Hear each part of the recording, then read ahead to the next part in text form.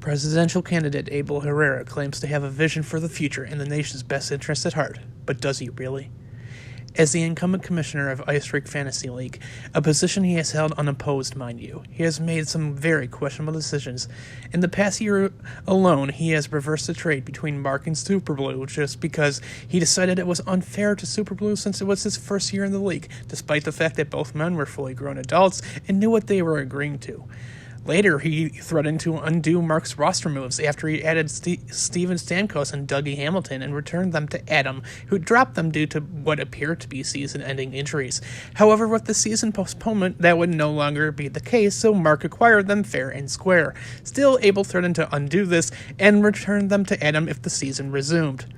Finally, he determined that Juan was the champion regardless of whether the league resumed or not, because Juan was in first place at the time of postponement.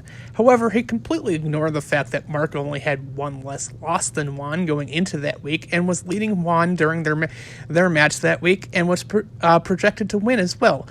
Taking this into account, as well as the fact that Mark had already defeated Juan 2 of the 3 previous times that season and had 300 more total points than Juan, there was every reason to believe that Mark would have won that match and taken first place by week's end, and thus should have obviously been crowned the champion.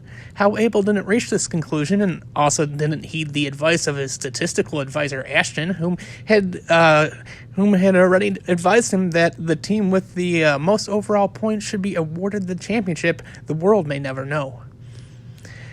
When there are tough decisions to be made, can we really count on Abel?